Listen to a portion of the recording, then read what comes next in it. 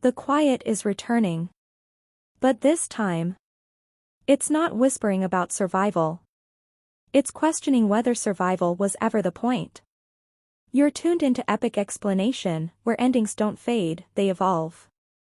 For almost 2 decades, I Am Legend rested on one unshakable finale: Robert Neville's heroic sacrifice, the cure delivered, humanity clinging to life. But I Am Legend 2 shatters that illusion. It resurrects the path most audiences skipped, the alternate ending on the DVD extras, where Neville doesn't die. He sees the truth. The Darkseekers aren't mindless monsters. They're something new. And in letting them reclaim their own, he walks away, cure in hand, into an uncertain dawn. Now, decades later, Neville isn't the savior anymore. He's an echo from a world that's moved on without him. Insiders and updates confirm the sequel follows that alternate canon. Neville survives, heads toward survivor colonies like the one in Vermont, but the world has kept changing. The infected, now called Darkseekers or something more evolved, haven't faded into extinction. They've adapted.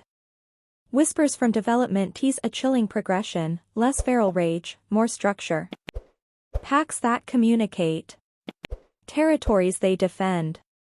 Behaviors that look eerily like emerging society, mourning their dead, protecting their young, building in the ruins. What Neville once hunted as a virus now feels like the next step in life's relentless march. His cure? It starts to look less like salvation, and more like an attempt to freeze history in place.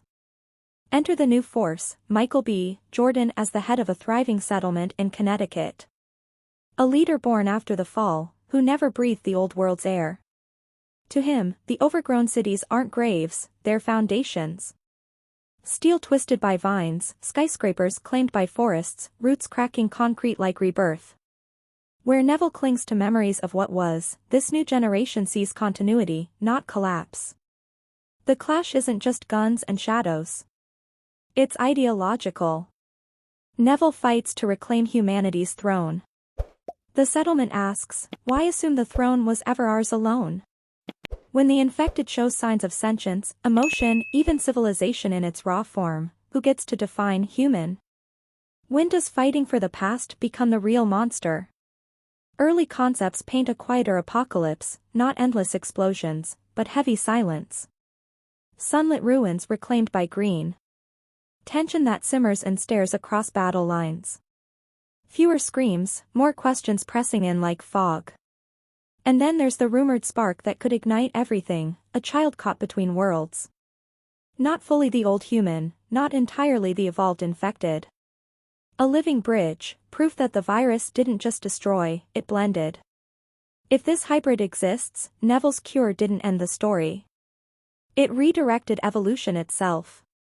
In this new world, the true terror isn't extinction. It's realizing the planet kept spinning, and didn't wait for permission.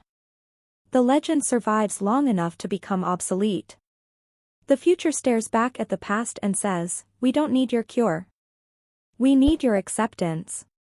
Stay locked on Epic Explanation. Because this isn't about monsters anymore. It's about what happens when the world evolves, and leaves the old legends behind.